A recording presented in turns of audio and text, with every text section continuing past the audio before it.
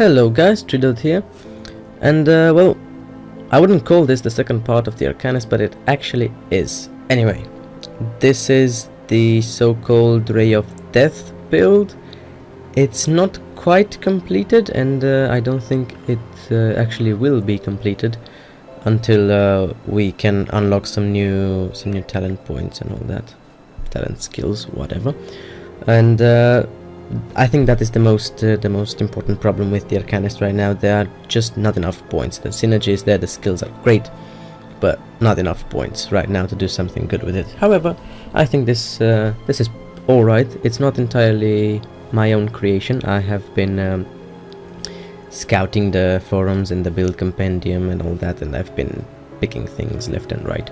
And it's not a stable build. I actually want to remove some points off of the replicating missile to add into either inner focus, mental alacrity, or fabric of reality. These are just your choices, depending on your items or your gameplay or whatever. Okay, so I have maxed the Ether Ray and maxed Disintegration. If this is right or wrong, if this could have been done better, I have no clue, but I've spent a lot of money, and actually all my money that I had on Grim Dawn. I'm actually doing really bad on that side, as you can see. And well, this is what I came up with, and this is the best I have actually came up with regarding the pure Arcanist.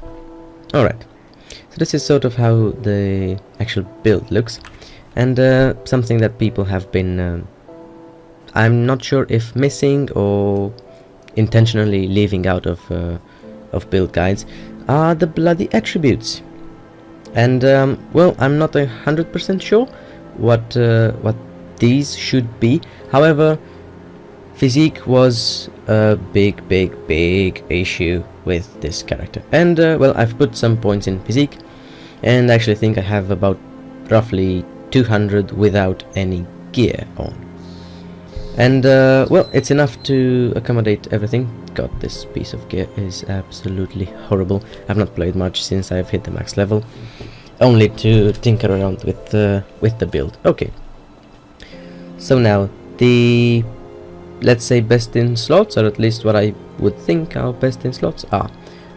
The Blackwood one, it's +1 Arcanist, and that says, well, pretty much everything. We have Maven's Tome, which I will explain the decision in Maven's Tome right now. The reason is I want to go full Mavens because of the elemental damage, the ether damage, and +1 to all skills in Arcanist, but I do not have all the pieces yet.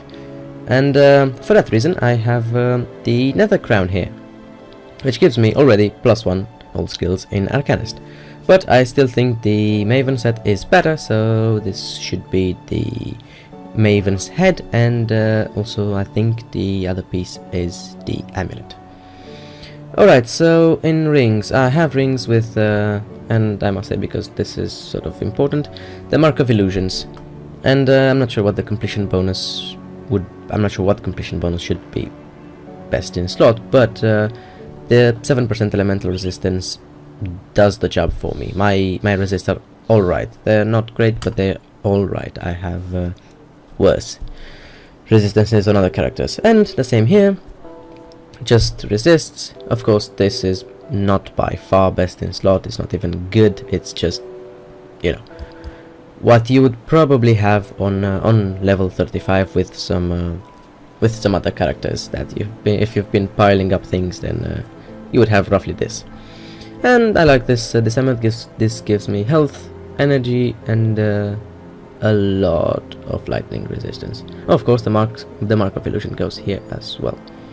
In here I have the Wrathstone with the ether damage, which is our source of damage. I have equilibrium here. This is the best that I could get right now, although there is a better relic, and I will show you that in a second. Alright, next is the utility pack, which is, well, a need for, actually it's best in slot for most characters, I think, if not all. Whatever I could spare here with the ancient armor plate, the component, this is absolutely awful. and I will most probably replace that very soon. And I have here Windborne Greaves. They're not great, but they're alright. The cold doesn't do crap for me, but it has resistances, and I have the Mark of the Traveler in it, which gives me movement speed. Alright, this is actually best in slot, the Inscribed Braces. Yeah, absolutely great. We've got elemental damage, which is good. We have casting damage, which is perfect. And well, that's pretty much it. And the Astral Mantle is actually really good as well. Okay, so I've kind of rambled enough. As you can see, I have 7 available points left here, and I did that on purpose. I am going to spell them all in Spirit, which is the best thing out of the attributes. So this 250 physique, roughly 250 cunning, roughly should be all right for this Arcanist. Now, the build itself. All right, we're using 4 skills. We're using the Ether Ray, the Replicating Missile, the Devastation, and the Mirror, which is our only defensive skill. And as you can see, I only have 2000 health, which is extremely low. And that mirror is going to save me from a lot of trouble. Okay, so that's pretty much about the build. And I'm going to go ahead and show you some gameplay. And well, I've actually just completed Crownleys. So we are going to get into a new game and start Crownleys again. I'm going to do a full run, and I hope I will not die, because as I said, it is a very squishy build, but the damage output is absolutely insane. Okay, so here we go. I'm putting my aura up, and the Replicating Missile can still kill white mobs.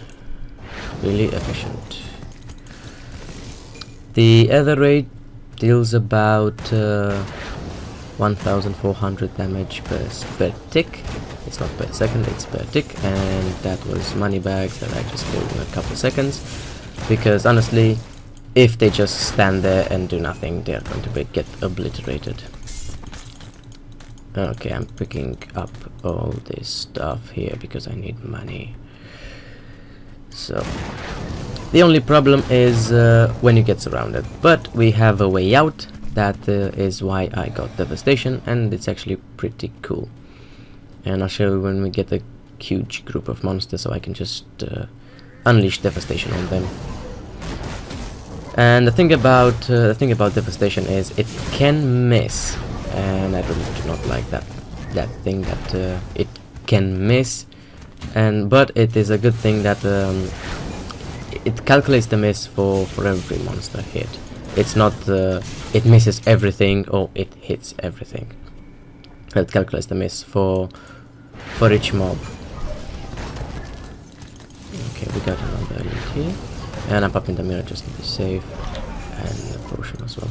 So as you can see, the single target damage is pretty damn insane. Problem is when they get close, because when they get close, I tend to get obliterated, and I have to pop the mirror and run away, or pretty much die. And if the mirror is off cooldown, then well, I have to use a potion, and it's not nice at all. The other nasty thing about this is when we get interrupted or stunned or stuff like that, because this is a direct consequence of casting speed, which determines how fast this animation lasts. So how fast from when I click my right mouse button right now and when the race starts. And no matter how much casting speed, there's still going to be a little bit of a delay there. Alright. Here we go. I'm getting surrounded, but these mobs suck, so replicating this up is fine. That was not fine, by the way. That was awful. So that happens when you get surrounded, as I said. That is a very big issue. And we're closing up on the Rennie right here. This is why it's good to just back down a few steps and recast over. Alright, another problem or thing to keep in mind is energy. Energy is very important for this build, and hence the, well, not huge but big amount of spirit that I have. That helps me maintain my energy and not run out. And as I said, we get interrupted quite often. Okay, he's dead.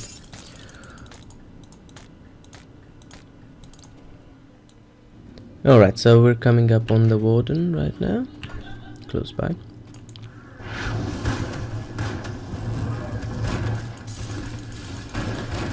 I prefer to finish the last mob alive with just the replicating missile.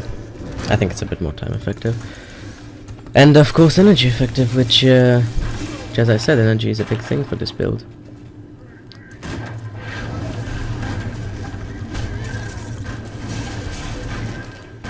Right, so the only thing that I haven't showed you yet is this.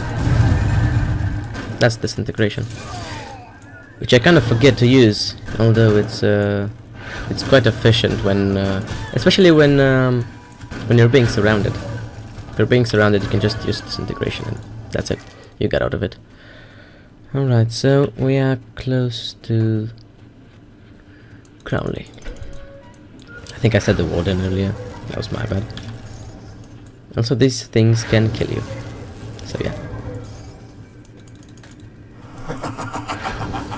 No, so I'll try to. Oh, great! He put that thing up. Yeah, I don't suggest DPSing when he puts his barrier up. It's just a waste of energy, precious energy.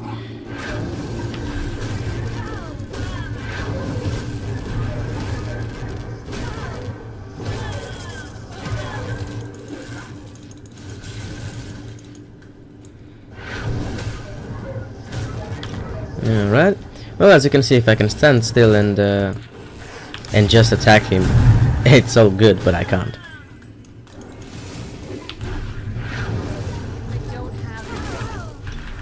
Okay. His barrier is down. And he has that stun, which is extremely annoying. And that is a bug with the Ray.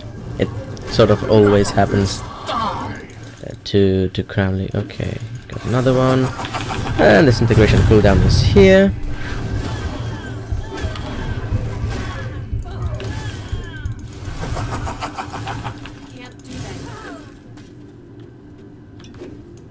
Okay, as you can see, it's not an easy fight. Yep, there it goes. Alright, so it has been pretty much the part 2 Arcanist gameplay, which has been really later than it should, but here it is. It took me a long time to come up with this, although as I said, it's not just mine. I have been inspired by some other posts out there, and overall I just think the Arcanist is not yet at his height, so to say. It needs a lot more talent points to really shine, for the synergies to come together. But this works, especially in a multiplayer game. As I said, the damage output is absolutely insane, and if you can just stand there and nuke stuff, which is really fun, then it's a great build. So I hope you guys enjoyed it. If you want to try the build, go ahead. It's pretty fun. It's not that expensive if you don't do the stuff that I did. Overall, this is the best I could come up with a pure Arcanist right now. I'm pretty sure that it can be improved, but well, I'll leave you guys to do that. And when I get some more iron bits, then I might tinker with it a little bit more. So, thank you all for watching, and have a nice day.